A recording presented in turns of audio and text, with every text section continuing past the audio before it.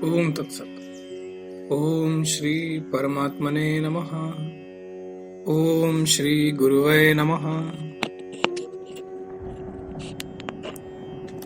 श्री वाल्मीकि जी के द्वारा लय क्रम का और भरद्वाज जी के द्वारा अपनी स्थिति का वर्णन। वाल्मीकि जी द्वारा मुक्ति के उपायों का कथन। श्री विश्वामित्र जी द्वारा भगवान श्री राम के अवतार ग्रहण करने का प्रतिपादन एवं ग्रंथ श्रवण की महिमा। श्री वाल्मीकि जी ने कहा, भरद्वाज, निषिद्ध कर्म, सकाम कर्म तथा विषयों के साथ इंद्रियों के संबंध से जनित सुख भोग से रहित, शम, दम और श्रद्धा से युक्त पुरुष कोमल आसन पर बैठकर चित्त और इंद्रियों की क्रियाओं को जीत करके तब तक ओमकार का उच्चारण करता रहे जब तक मन पवित्र और प्रसन्न न हो जाए। तदनंतर अपने अंतःकरण की विशुद्धि के लिए प्राणायाम करे और उसके बाद विषयों से इंद्रियों को धीरे धीरे खींच ले। देह, इंद्री, मन, बुद्धि और क्षेत्रज्ञ, इनमें जिस जिससे उत्पत्ति हुई है उसको जानकर उनके उपादान कारण में उन सब को विलीन कर दे। पहले अपने आप को चराचर विश्व में अनुभव करे, इसके बाद सारे विश्व को अपने आत्मा के अंदर अनुभव करे। फिर विवेक के द्वारा इसका भी अभाव करके केवल आत्मा में ही स्थित रहे। तदनंतर प्रकृति सहित ब्रह्म के स्वरूप में आत्म भावना करे।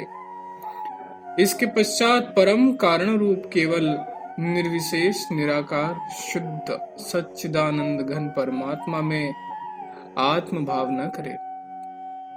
अब देह, इंद्री आदि में जिससे उत्पत्ति हुई उसका उसमें लय करने का प्रकार बतलाते हैं।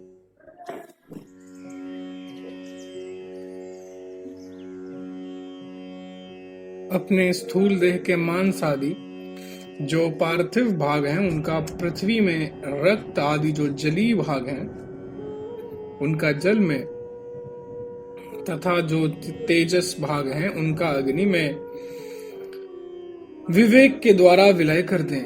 व्यष्टि प्राण वायु का महावायु में और आकाश अंश का आकाश में लय कर दें। अपने श्रोत्रेंद्री का दिशाओं में, त्वगिंद्री का विद्युत में लय कर दें। चक्षुर इंद्री का सूर्य में तथा रस इंद्री का जल में, जल के देवता वरुण में एवं घ्राण इंद्री का अश्विनी कुमारों में लय कर दें। समष्टि प्राण का वायु में, वाणी का अग्नि में और हस्त इंद्री का इंद्र में लय कर दें।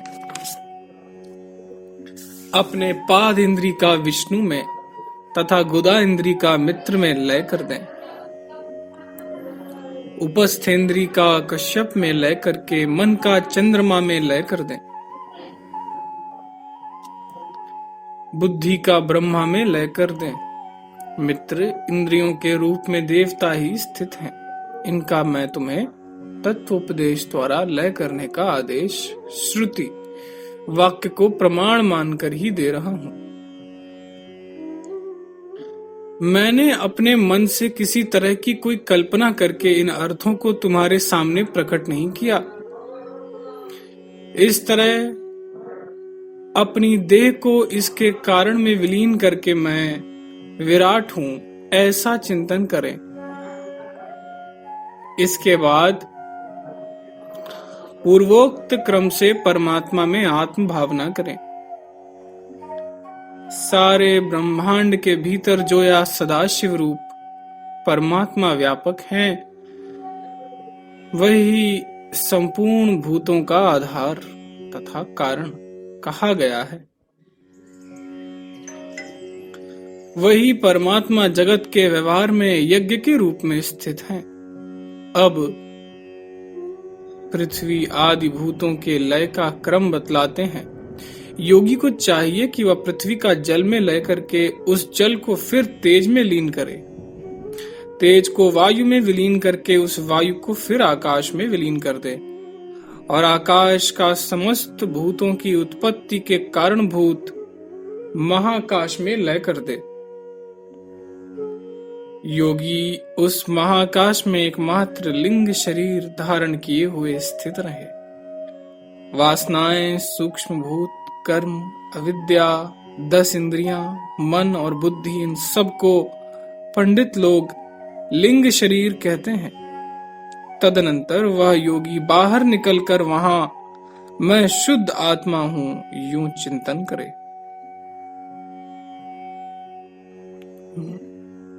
फिर वह बुद्धिमान योगी सूक्ष्म और निराकार अव्याकृत प्रकृति में अपने लिंग शरीर को भी विलीन करके स्थित रहे, जिसमें यह समस्त जगत रहता है।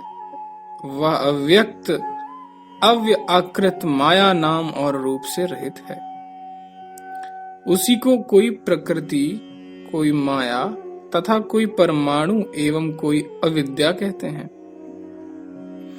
उस अव्याकृत में प्रलय काल में सभी प्राणी पदार्थ लय को प्राप्त होकर अव्यक्त रूप से अवस्थित रहते हैं। जब तक दूसरी सृष्टि नहीं होती तब तक वे सभी प्राणी पदार्थ परस्पर के संबंध से शून्य तथा आस्वाद से रहित होकर उस अव्याकृत प्रकृति स्वरूप में ही स्थित रहते हैं और प्रलय के अनंतर सृष्टि काल में फिर उसी प्रकृति भूत अव्याकृत सब उत्पन्न हो जाते हैं। सर्ग के आदि में प्रकृति से अनुलोम क्रम से सृष्टि होती और प्रलय के आरंभ में प्रतिलोम क्रम से प्रकृति में सारी सृष्टि विलीन हो जाती है। इसलिए जागृत, स्वप्न और सुषुप्ति तीनों अवस्थाओं से रहित होकर अविनाशी तुरीय पद की प्राप्ति के लिए ब्रह्म का ध्यान करें। पूर्वोक्त प्रकार से लिंग शरीर को भी कारण में विलीन करके स्वयं सच्चिदानंद परमात्मा में प्रविष्ट हो जाएं।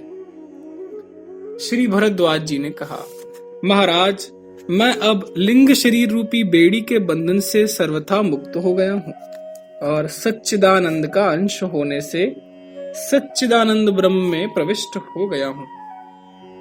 अंश और अंशी का वस्तुतः अभेद होने के कारण अब मैं समस्त उपाधियों से रहित परब्रह्म परमात्मा ही हूँ। मैं कूटस्थ, शुद्ध और व्यापक हूँ।